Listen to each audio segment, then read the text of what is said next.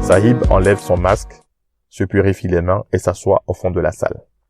Il a choisi les plaisirs de Bangkok, un restaurant chinois à volonté, toujours plein à craquer à midi. Sahib invite son ami Christian pour fêter le retrouvaille après 15 ans qu'il s'était perdu de vue. Je suis Nidwar Daoud, je vous raconte l'histoire de Sahib minimaliste qui sermonne Christian, son ami d'enfance, très attaché aux délices de la vie.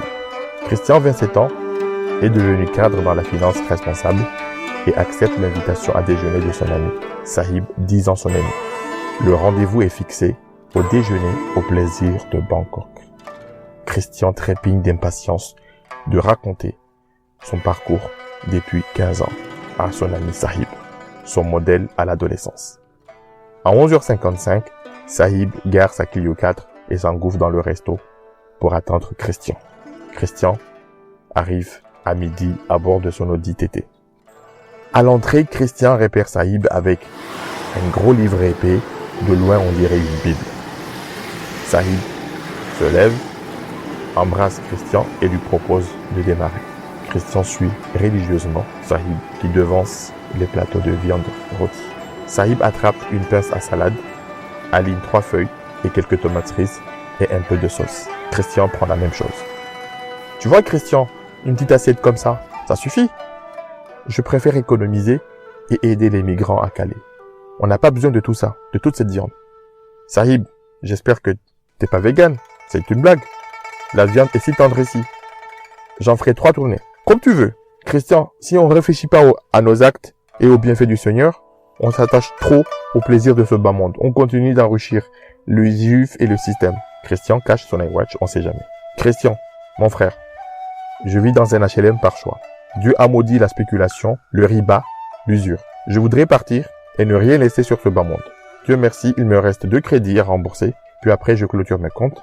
Ça ne sert à rien d'enrichir le système des riches.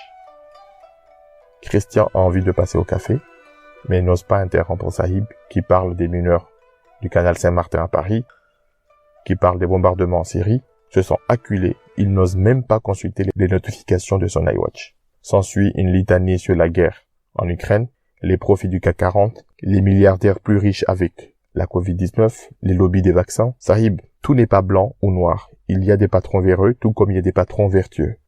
Je suis d'accord avec toi, il faut moraliser tout ça. Mon Christian, je suis écœuré par ces fortunés pendant que des gens dorment dans la jungle de Calais. Christian rogne son frein et n'ose plus interrompre Sahib, qu'il n'a pas vu depuis 15 ans. N'ose pas non plus parler de son parcours dans la finance. Son boulot dans la finance, c'est le système. Sahib montre les versets qui réprimandent la spéculation, la luxure, l'avarice et l'ostentation. Christian n'est pas dans son assiette. Avec un prêt IMO sur sa maison, un leasing sur son Audi et ses vacances en République dominicaine. Christian n'ose plus se resservir de la salade, lui qui a très envie d'une pièce de bœuf. Sahib lui raconte comment il a vidé ses économies et celles de ses enfants pour vivre en harmonie avec sa foi. Comment il a pris ses distances avec le courtier en crédit et comment il est devenu adepte de la sobriété heureuse et cherche même une terre d'accueil pour sa retraite. Au moment de finir son eau pétillante, une jeune demoiselle traverse et Sahib, les yeux collés sur ses hanches, fait remarquer à Christian qu'il ne portait pas de sous-vêtements. Et c'est parti pour un tour sur sa fidélité, ses distances avec la chair, son endurance, la main sur le cœur. Il a juré n'avoir pas succombé au plaisir charnel. Sahib enchaîne sans transition sur son association caritative qui fournit des ordinateurs aux jeunes Africains, association dont il est le président, sa femme, la secrétaire générale et son beau-frère, le trésorier. Christian, j'ai besoin de ton aide. Si tu veux m'aider à collecter des ordinateurs dans ton entreprise, mon association les recycle en Afrique. Christian prend l'engagement de l'aider et se renseigne aussi sur son réseau. L'association récupère des ordinateurs obsolètes, les recycle et les vend en Afrique. Comme le commerce est illicite, Sahib se fait un peu beaucoup de marge. La finance se débarrasse d'encombrants ordinateurs et contribue à un monde meilleur. Sahib rembourse ses crédits, développe une sorte de commerce équitable. En Afrique, Sahib a monté une petite PME où ses larbins fourguent les ordinateurs et sont payés par de petites commissions. La boutique est louée pour des peanuts et la petite PME se diversifie. Taxiphone, reprographie, sonorisation, Organisation de mariage. Sahib importe les ordinateurs, les transforme en affaires en or. Pendant son séjour, il vit au crochet de ses hôtes locaux. À la tombée de la nuit, Sahib profite de la fraîcheur pour sermonner en huis clos les femmes sur la consommation de biens.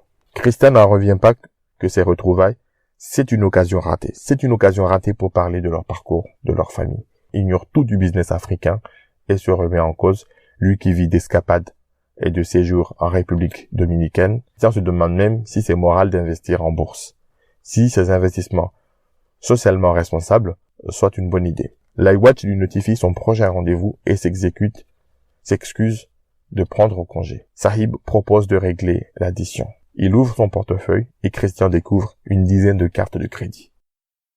Il vient d'être pitché par Sahib et se rend compte qu'il a rejoint un cartel humanitaire. Vous avez écouté l'histoire des bulles du Cher, l'histoire d'un homme anti-système minimaliste au nord, patron véreux au sud qui sermonne son copain d'enfance attaché au plaisir de la vie. Cette histoire est racontée par Nidor Daoud. Cela vous a plu? Retrouvez la nouvelle série sonore où Christian, jeune provincial, le cœur sur la main, arrive sur Paris, accueilli par son cousin avide des manipulateurs. Abonnez-vous sur la plateforme de streaming du podcast Petit C Gros Sous et profitez de la fiction sonore.